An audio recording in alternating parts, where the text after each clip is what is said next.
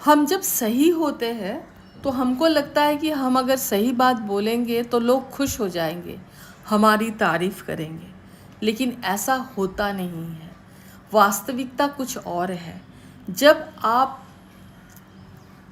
सच बोलने की कोशिश करते हो तो आपके ओपोनेंट्स बहुत ज़्यादा होते हैं। लॉ 9 रॉबर्ट ग्रीन कहते हैं, win through your actions never through your arguments.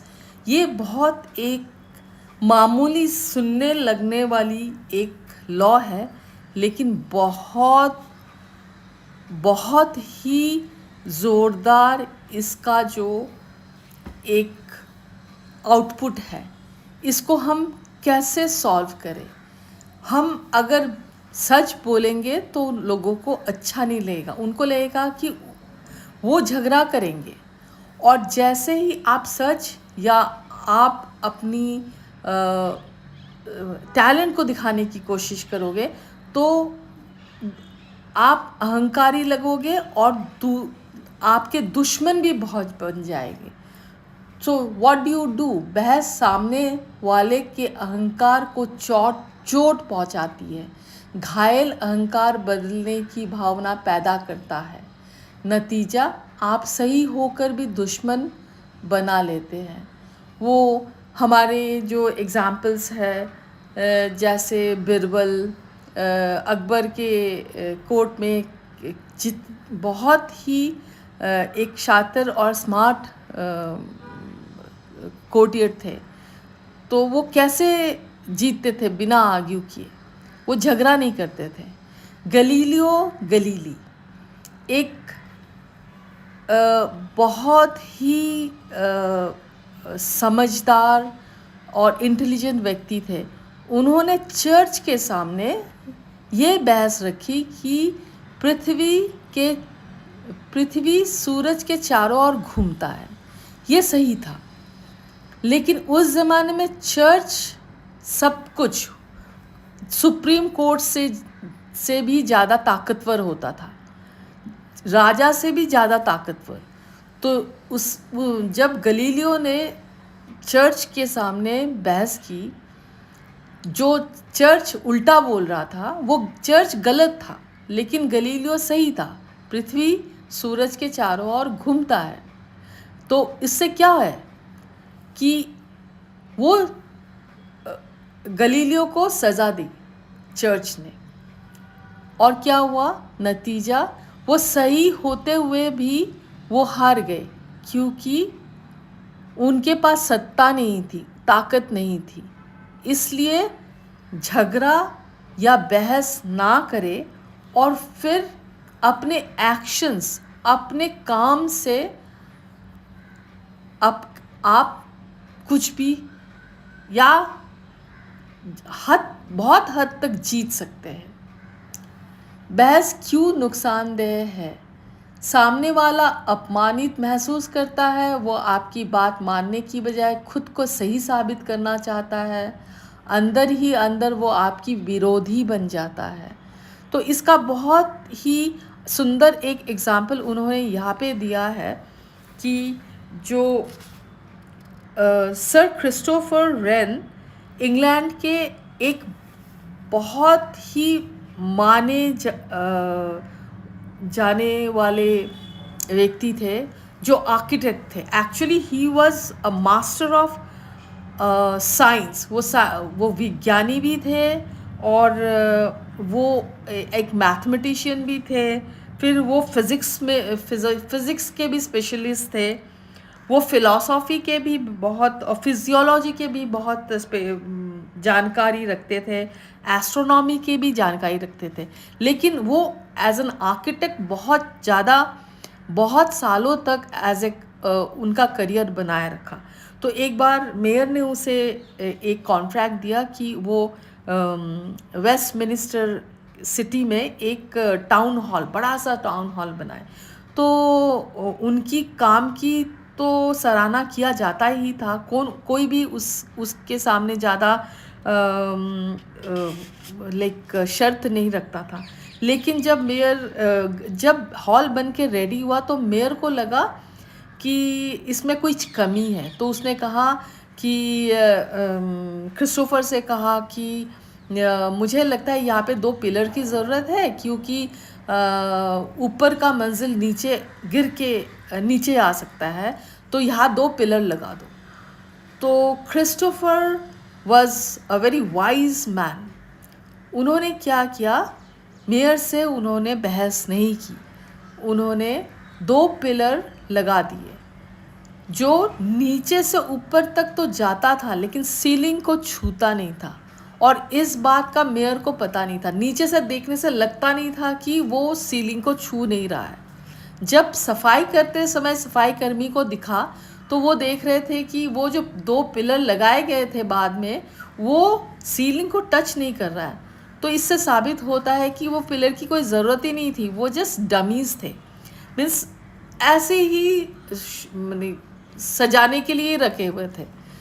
तो इससे क्या हुआ, मेयर भी संतुष्ट रहे और क्रिस्टोफर भी उसके जाल में फंसने से बचे रहे। तो that is what we should always understand, that झगड़ा से कुछ मिलता नहीं है। अपने आइडिया को डेमोन्स्ट्रेट करने की ज़रूरत नहीं है, किसी को समझाने की ज़रूरत नहीं है, उससे कड़वाहट ज़्यादा हो जाती है, उसको जाने देना चाहिए। और अपनी जो आपका कहना है उसे आप ना बोलते हुए भी साबित कर सकते हैं। जैसे वो ढेकी होता है ना, सीसॉ बच्चे खेलते हैं, एक बार ऊपर जाता है, एक बार दोनों तरफ 2 बच्चे होते हैं या 2 इंसान बैठते हैं। तो वैसे ही आप नीचे आ जाओ और जो ऊपर वाला व्यक्ति है उसको अर्थ के ग्रेविटेशनल पुल से नीचे आने दो। आप खुद उतर जाओ उस सीसॉ से और उसको नीचे आने दो, दैट विल हेल्प। तो ही विल अंडरस्टैंड दैट आप कहाँ पे सही हो और वो कहाँ गलत है, या फिर एक समझौते पे आप आ सकते हो। ये है द 9th लॉ।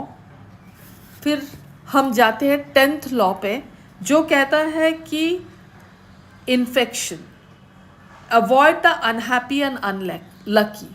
ये थोड़ा इमोशनल, थोड़ा टचिंग है। ये लॉ जो है, हमें लगता है कि इंसान अगर कोई दुख में है, इंसान मुसीबत में है, तो हमें झपट के उनके पास जाके उन्हें हेल्प करना चाहिए, उनकी ताकत बनना चाहिए। हाँ, हम कभी कभी उनके दुख से दुखी भी हो जाते हैं, मर भी जाते हैं, हमें लगता है कि हम उनका दुख अपने आप में ले लें। ये इंसानियत के तौर पे तो सही है, लेकिन आजकल का जो ज़माना है वो अलग है। आपकी इस कमज़ोरी का लोग फ़ायदा उठाते हैं। तो रॉबर्ट ग्रीन कहते हैं कि आप जब दूसरों का दुख अपने ऊपर लाना चाहते हो तो सचमुच का उसका दुख आपके ऊपर संक्रमण, जैसे कॉन्टेजियस डिजीज़ की तरह वो फैल जाएगा। So that is the actual gist of the law. दुख नकारात्मक और असफलता बीमारी की तरह फैलती है।